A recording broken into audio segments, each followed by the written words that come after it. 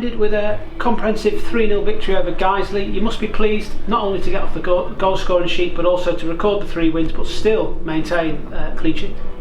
Yeah, obviously that was the important thing going into the latter stages of the game, that we did keep the clean sheet. You know, we've worked so hard during the summer, and you can actually see all the players actually buy into the shape. I actually think the way Guiseley play with the way they rotate in the middle of the pitch is actually difficult to actually defend against. You know, 1 minute the left winger's on the left wing, next minute he's picking the ball up off the middle of the 2 centre halves. So stuff like that. But you know, we've kept the shape, worked hard. I think for the first, you know, they've got the wind, and it's a very strong wind.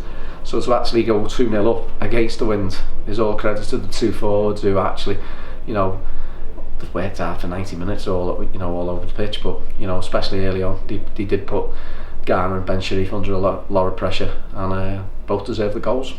Both strikers scoring there. You must be pleased with the fact that both your strikers have got off the goals there. Yeah, well, it's obviously it's important. Samo's actually only played, I think, with Raul one of the pre-season games, which is away at Bala, and on the day, Raul's a handful. You know, I think he can take a lot of weight off Samo. Obviously, because aerially he competes and he does okay, but he's got the pace to go in behind as well, and the strength. So going off them games when they have played together in training, they do link up well. So you know, I'm pleased for Al, because to score on your debut is always nice.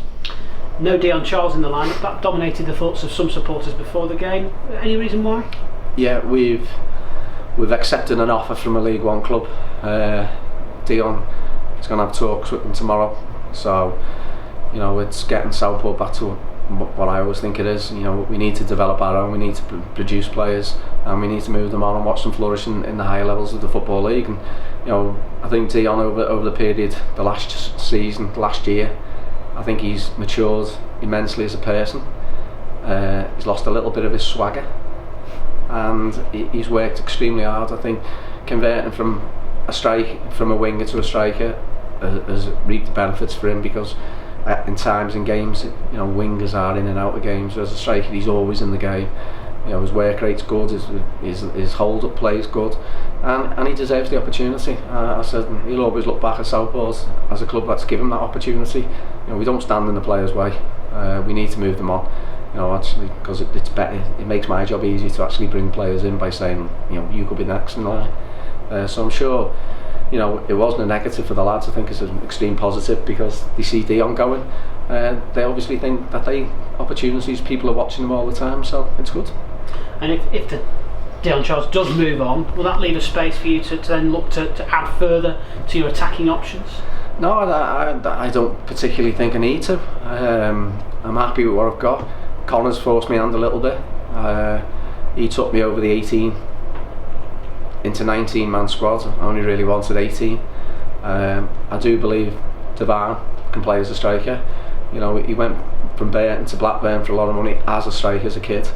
So his record in youth levels was very, very good. So, you know, I don't see why I need to go out and strengthen. Results will dictate, obviously. But I'm pleased with what I've got. The 4th game in 10 days comes on Tuesday when you play Farsley Celtic. Your thoughts on looking ahead to that one? Well, it's like anything. You know, I prefer to look at performances than the results, and all 3 of our performances have been very, very good. 3 clean sheets. We know we're going to get tested down there. You know, they're a big side. You know, the direct. They've got good delivery. They've got a long throw. So they have got good attributes. You know, we played them last season in the FA Cup, and you know, we ended up winning the game quite convincingly. So we've got to be in the same vein. We've got to try and be as disciplined as I've been in the last 3 games, and you know, ask questions of Farsley. Productive pre-season completed. Three matches now into the season. Do you feel happy with how things are going? Yeah. You know, if you actually look, we took 5 points from the 3 games. Disappointed with 5. I think we should have 7. But you take the 5. If every block of 3 you took 5 points, you'd be in the playoffs. 100%. I'd give you 70 points.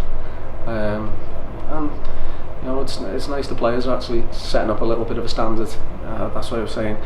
the last 10 minutes it was so vital we kept a clean sheet, because the longer it goes, the more it becomes, you know, something they're proud of and something they want to keep on going and going and going. I said, I don't know, Dan's got man of the match, by the way, because he didn't really have naught to do, but I think the two centre halves are immense again.